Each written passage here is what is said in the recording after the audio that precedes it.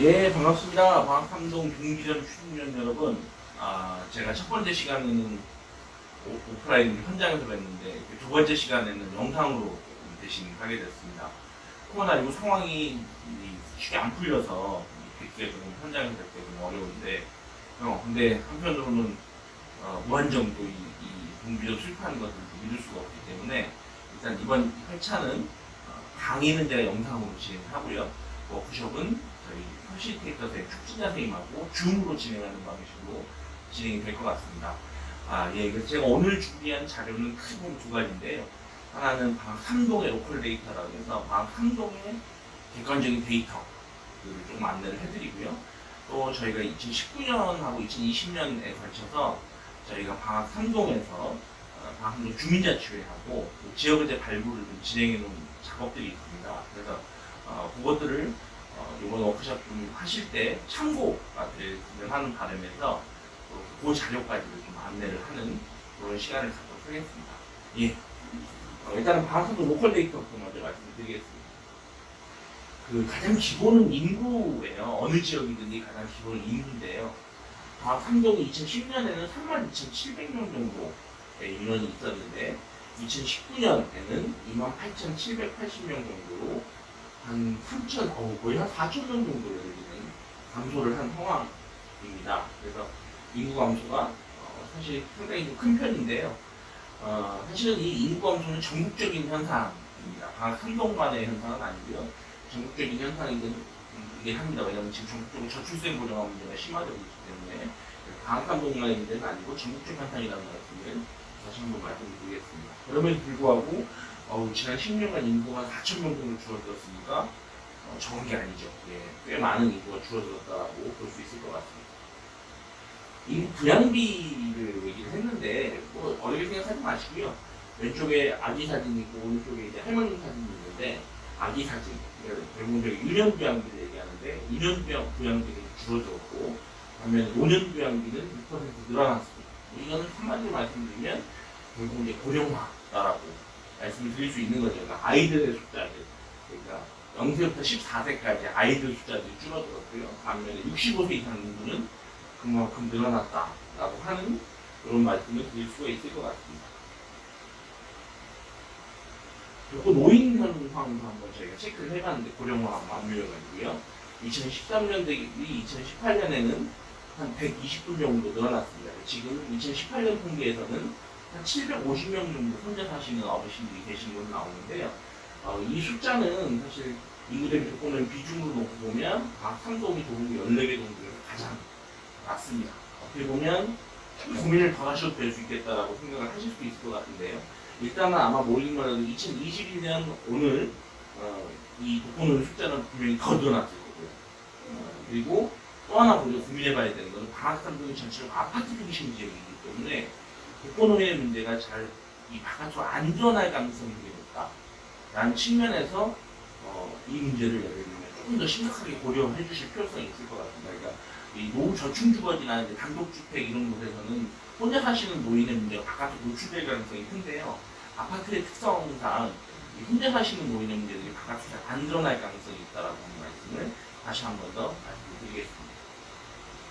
기초생활수급자는 2013년에 한 100명 조금 안 됐는데 2020년에는 거의 900명이 넘어서는 수준으로 늘어났습니다. 근데 역시 방학 3동에서는 기초생활수급자의 비중은 대부분 다른 동에 비하면 낮은 편입니다. 높은 편은 아닙니다라고 하는 말씀을 드리고 싶고요. 이 기초생활수급자가 늘어나는 것도 사실 전국적인 현상이에요. 그러니까 뭐냐면 우리나라 한국의 복지국가가 사실 조금 점점 좀 더 관대해지기 시작하면서 더 많은 분들을, 더 많은 어려운 분들을 기초생활 수급자로 지정하는 부분에서 조금 더 관대해졌습니다. 그러다 보니까 사실은 이 절대적인 숫자가 늘어나는 측면이 있고요. 물론 지난 10년간 사실은 경제가 어려웠잖아요. 그런 의미에서 놓고 봤을 때 그러니까 실질적으로 경제적인 어려움에 의한 수치일 수도 있고 제도상 제도가 좀 문턱이 낮아지면서 발생한 시점일 수 있겠다라고 말씀드리겠습니다. 14개 동 중에서 13위로 기초생활 수급자의 비중이 낮긴 합니다만 그래도 우리 주변에 1000명쯤의 기초생활 수급자가 같이 살고 있다라고 하는 겁니다. 그러니까 아까 도봉, 그러니까 방학 3동의 인구가 3만 명이 좀 안 되는 걸로 나왔는데 이 중에서 1000명이 기초생활 수급자라고 하는 그런 상황이다라고 하면 한 지나가다 만나는 한 30분 중에 한 분 정도는 기초생활 수급자였을 겠다라고 하는 그런 생각을 좀 하실 필요가 있을 것 같습니다. 예, 그리고 이제 사업자하고 종사자 숫자를 한번 놓고 봤는데요. 방학 한동은 사실 전형적인 베드타운이죠. 주거지입니다. 그래서 이기 때문에 무슨 이 시대 지역 안에 사업체가 많다거나 종사자 숫자가 많다라고 볼 수는 없습니다만 그럼에도 불구하고 좀 놓고 보면 2012년하고 2018년 사이에 사업체가 딱 한 개 늘어났습니다. 어떻게 보면 방학한동은 지금 현재 있는 그 사업체들, 가게라든지 이런 업체들이 큰 변동 없이 그냥 그 정도 유지가 되고 있는 상태다라고 볼 수 있을 것 같고요. 오히려 종사자 숫자 같은 경우는 한 700명 정도 늘어나는 상황이기 때문에 어떻게 보면 경제적으로는 좀 더 지역, 방산동 내부의 지역 경제라고 하는 측면으로 보면 그렇게 나빠진 건 아닌다라고 하는 이런 해석을 충분히 저희가 할 수 있을 것 같습니다. 예, 주택 종류별 주택 현황을 보면 말씀드린 것처럼 방학산동은 아파트 비중이 95%가 넘습니다. 아주 아파트 비중이 높은 지역이다라고 하는 말씀을 좀 드리고 싶고요. 그래서 사실은 지역 안에서 일어나는 여러 가지 문제들이 아파트와 둘러싼 문제들이 사실 많이 있을 수 있겠다라고 하는 부분들이 있습니다. 그리고 다른 한편으로는 숫자가 많지는 않지만 다들의 연립, 단독 가구 사시는 가구 숫자들도 한 450% 정도 있다라고 하는 측면들도 고려를 해주실 필요가 있을 것 같아요. 예, 주차장 현황을 놓고 보면 방학 한동 같은 경우에는 한 7,000명 정도의 주차 공간이 있는데요. 이게 서울시 행정동 평균 9,740명 정도인데 한 70% 수준이다라고 하는 겁니다. 그러면 주차 공간이 많이 부족한 상황이다라고 하는 것들을 저희가 알 수가 있죠. 그리고 또 하나는 주차장 대부분이 건축물 부속 주차장, 즉 아파트에 속해 있는 주차장이기 때문에 사실은 지금 현재로서는 그 외에 있는 주차 공간이 거의 없다. 그리고 이거 방학한동 주민분들 다 아시겠지만 저는 현장마다 많이 느낍니다만 아파트 주차 공간 자체가 부족해서 이중 주차가 되어 있거나 이런 것들 사실 심심치 않게 볼 수 있는데요. 주차 공간 문제가 방학한동에 직면한 문제 중에 하나, 중요한 문제이다라고 하는 말씀을 드리겠습니다. 예, 유아교육기관으로 보면 방학한동은 서울시 행정동 평균에 비하면 거의 2배 가까이 예를 들면 유아교육기관을 가지고 있습니다. 어떻게 보면 유아교육기관이다라고 하는 측면으로 보면 아이들을 키우기 위한 요건을 보면 상당히 좋은 지역이다라고 말씀을 드릴 수 있을 것 같고요. 그래서 방학한동의 경우에는 어떻게 될까 상대적으로 젊은 사람들이 저렴한 주택을 찾고 아이들 키우는 환경들을 고려했을 때 충분히 유입될 수 있는 그런 가능성을 가진 지역이다라고 하는 것들을 말씀드리고 있을 것 같습니다. 많이들 아시겠습니다만 이 사실은 아이들 보낼 수 있는 이 어린이집이라든지 이런 기관이 부족해가지고 지금 고통받는 맞벌이 부부나 이런 분들이 굉장히 많거든요. 이렇게 보면 방학한동은 이런 부분에 상당히 장점을 가지고 있는 지역이다라고 말씀을 드릴 수 있을 것 같습니다.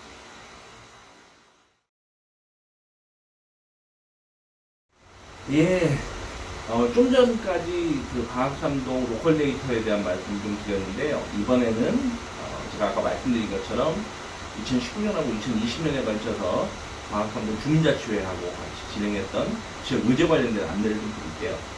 참고가 됐으면 하는 바라면서 이 자료를 공유한다는 말씀을 드리겠습니다.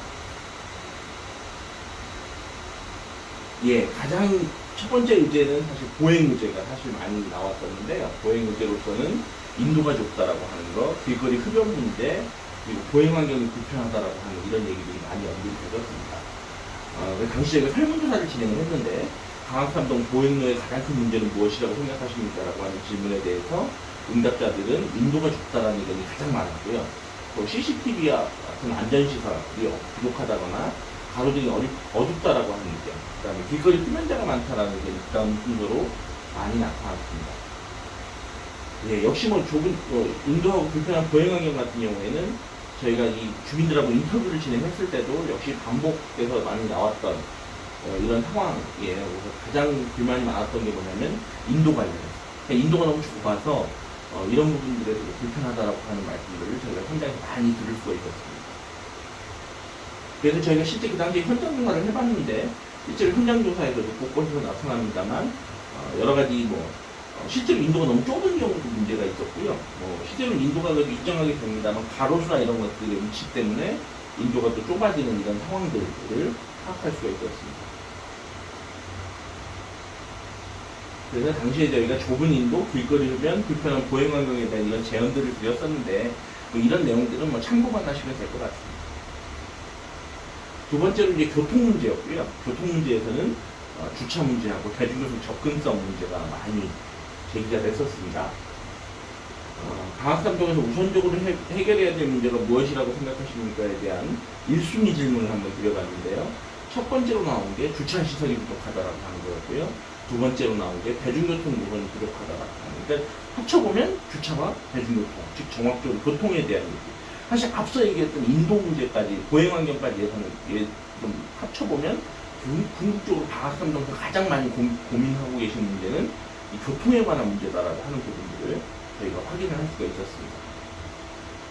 예. 그리고 대중교통의 가장 큰 문제는 무엇이라고 생각하십니까에 대해서는 가장 많은 의견이 시내 중심부로 가는, 한 번에 가는 이런 대중교통이 없다라고 하는 것하고 인근의 지하철역하고 연계되는 대중교통편이 작다라고 하는 이런 부분에서 불편함을 많이 말씀드려 드렸습니다. 예, 뭐 아까도 말씀드렸습니다만 그래서 저희가 그 당시에 실제 조사를 나가보니까 이게 주차 공간이 부족해서 불법 주차가 일어난다든지요, 아니면 뭐 소방도로를 예를 들면 차지하고 차를 대고 있다든지, 아니면 이렇게 이중 주차나 이런 것들이 있다든지 이런 것들이 현장에서 파악이 된 부분이 있습니다. 버스 노선을 한번 확인해 봤는데요. 당시에 버스 노선이 한 15대 정도였는데 저희가 실제로 조사를 해보니까 이 15개 노선들이 특정 위치에 주로 몰려있다 보니까 그 위치에 아닌 쪽에 사는 분들 같은 경우에는 대중교통을 이용하는데 상당히 어려움을 겪고 계신다라고 하는 부분들이 일정하게 좀 포착이 된 부분이 있었습니다. 그리고 조금 더 말씀을 드리면 이 대중교통 측면에서는 마을버스라든지 이런 버스들이 불친절하다, 너무 운전이 거칠다라고 하는 이런 부분들의 문제들이 있어서요. 이런 부분들을 어떻게 개선할 것인지 좀 더 고민이 필요할 것 같습니다. 세 번째는 주거였습니다. 주거는 다른 것보다 사실 주거지 노후와 관련된 얘기들이 많이 있었는데요. 방학삼동에서 우선적으로 해결해야 될 문제가 무엇이냐라고 하는 이 질문에서 주거지 노후화가 예를 들면 꽤 상당히 높게 나타났다라고 하는 이런 부분들이 있었습니다. 그러니까 방학삼동이 지금 보면 전체적으로 아파트들이 오래된 아파트들이 사실 많이 이렇게 있는 공간이다 보니까 이 아파트가 낡아서 문제다라고 하는 부분들에 대한 문제의식도 조금 크신 것 같아요. 그래서 뭐 이런 것 때문에 재개발 재건축을 얘기하시는 분들도 있었고요. 뭐 리모델링 얘기하시는 분들도 있었고요. 그런데 이 문제를 어떻게 풀 것인지에 대해서 한번 고민이 많이 필요한 상황일 것 같아요. 사실 방학삼동만이 아니라 지금 서울의 곳곳에서 오래된 아파트들을 어떻게 할 거냐라고 하는 이런 고민들이 있습니다. 그래서 층수가 좀 낮다거나 예를 들면 이런 경우에는 또 개발 사업으로 사실 풀릴 수 있는 가능성이 상당히 일정하게 있다라고 말씀드릴 수가 있는데, 방학삼동 같은 경우에는 예를 들면 층수가 좀 높고 이런 부분들이 있기 때문에 이런 것들이 실제로 어떻게 해결해야 될지를 사실 주민들께서 많이 함께 좀 머리를 좀 모아서 고민을 많이 하셔야 될 부분이 있을 것 같다라는 말씀을 드리겠습니다. 네 번째는 문화입니다. 문화는 사실 다른 것보다는요, 주민센터 프로그램이 좀 개선됐으면 좋겠다라고 하는 말씀들을 많이 해주셨는데요. 그래서 주로 이제 저희가 좀 말씀을 들어보니까 좀 더 많은 체육, 뭐 문화 이런 것들에 대한 욕구들이 많이 있었다라고 하는 말씀들을 드리겠습니다. 그리고 이제 수강하고 싶은 프로그램에 대해서는 체험교정, 체육 같은 것들이 많고, 그 다음에 공예였어요. 어떻게 보면 이제 몸으로 뭔가 좀 할 수 있는 또는 건강과 관련된 것들에 대한 의지들이 상당히 좀 높게 나타나는 부분이 여기서 파악이 됩니다. 예. 그리고 이제 프로그램 개선에 대해서 주민들하고 인터뷰를 좀 나눠봤는데 그 당시에 하셨던 말씀이 뭐였냐면 다양한 연령층에 맞는 프로그램이 좀 필요하다라고 하는 말씀들을 하셨고요. 이 최신 트렌드에 맞는 좀 이런 것들이 좀 필요하다는 말씀들도 있었고, 그 다음에 뭐 심화반도 좀 있었습니다. 맨날 기초반만 한다 이런 말씀들도 있어가지고 이런 부분들을 어떻게 할 건지 개선할 것인지에 대한 이런 고민들이 좀 논의들이 필요한 부분들이 있을 것 같습니다. 다섯 번째로는 공간이었어요. 공간은 참 다양한 욕구들이 있었는데 청소년 문화체육시설, 근린편의시설, 대형의료시설 같은 다양한 공간에 대한 욕구들이 사실 많이 파악이 됐고요. 그래서 저희가 실제로 설문조사도 해보니까 방학삼동에서 우선적으로 해결해야 될 문제 2순위에서 가장 높게 나타나는 의견이 대형의료시설 부족이었고, 그 다음으로 문화체육시설 부족이었다 하는 이런 부분으로 나타났습니다. 그리고 또 이제 방학 3동에서 아동 청소년 관련 공간이 생긴다면 어떤 공간이 필요하다고 생각하시냐에 대한 질문에서는 심리상담센터, 무료 공부방 같은 것들에 대한 내부들이 파악이 될 부분이 있었습니다. 아까 말씀드렸지만 기초 통계를 보면은 유아들을 위한 그런 시설은 사실은 상당히 괜찮게 있는 편인데, 양쪽으로 보면 지금 보면 청소년들에 대한 공간들은 아주 부족한 상황인 것 같아요. 그래서 대체적으로 갈 곳이 없다라고 하는 의견들이 많았고요. 특히 이제 방과 후에 아이들이 이제 안전하게 놀 수 있는 공간이 필요한데 그런 것들이 많이 부족하다. 예를 들어서 뭐 발바닥 공원 관련된 얘기를 들어보니까 아이들은 뭐 자전거를 타고 싶은데 또 저도 걸어봤습니다만 길 자체가 좁다 보니까 보행자하고 부딪힐 위험도 있고, 이것 때문에 뭐 어른들한테 혼나기도 하고 뭐 이런 일들이 생기나 봐요. 그래서 좀 아이들이 좀 편안하게 좀 놀 수 있는 이런 공간들이 있었으면 좋겠다라고 하는 이런 부분들이 파악이 되고 있습니다. 여섯 번째로는 환경 문제였는데요. 쓰레기하고 애완동물 얘기였는데, 뭐 말씀이 여기 나왔던 것처럼 쓰레기 문제가 많이 또 제기가 됐었고요. 이거에 대해서 해결 방안에 대해서 좀 여쭤보니까 길거리 쓰레기통 쪽 시민의식 부분이 나왔어요. 아파트 단계가 많다 보니까 아파트 안에서 발생하는 쓰레기는 사실 상당 부분 해결이 됩니다. 분리배출도 잘 되고 있는 편이고요. 관리사무소가 있다 보니까 이런 관리가 되는데, 오히려 이제 길가, 그러니까 관리되지, 공공이 관리하는 이런 공간 속에서 이 쓰레기 문제가 좀 심각한 걸로 느끼고 계시는 걸로 파악이 되고 있습니다. 그래서 저희가 실제 현장 조사를 해보니까 몇몇 이런 투기 지역이 좀 있었고요. 항상 방치 구역도 있었습니다. 아마 이제 열심히 치우실 텐데 또 이런 일이 아마 반복되는 게 아닌가라고 지금 저희는 생각하고 있습니다. 그 다음 이제 일곱 번째는 안전인데요. 어두운 밤길에 대한 얘기들. 그래서 저희가 이제 질문을 좀 드려보니까 야간에 보행하기에 가장 어둡고 무서운 지역이 어디냐라고 하는 것에 대해서 원당샘 공원부터 정의공주로 방면, 뭐 신방학초 인근 이런 쪽이 이제 많이 나타났고요. 근데 이 외에도 뭐 예를 들면 뭐 방학중 인근이라든지 전형필과 옥길길 평생학습관 뒷골목 같이 다양한 곳이 좀 걷기가 좀 어둡고 무섭다라고 하는 의견들을 많이 말씀을 해주셨어요. 그리고 저희가 실제로 이렇게 조사를 해보니까 방학 3동의 보완된 개수가 평균의 한 절반 정도밖에 안 돼서 사실은 실제로 좀 어두운 곳이 많이 있구나라고 하는 부분들이 파악이 된 부분이 있습니다. 그리고 실제로 저희가 좀 현장에서 나가보니까 이렇게 곳곳에 어두운 곳이 상당히 많이 있어서 이런 부분들을 어떻게 할 것인가라고 하는 부분들에 대한 고민들이 필요한 부분이 있는 것 같습니다. 그리고 복지에 관련된 말씀들을 좀 해주셨는데요. 특히 이제 많이 말씀하셨던 게 복지 사각지대 이런 말씀들을 좀 많이 해주셨어요. 한편으로는 어떤 분들은 혜택을 너무 중복으로 받는다라고 하는 문제들이 있었고요.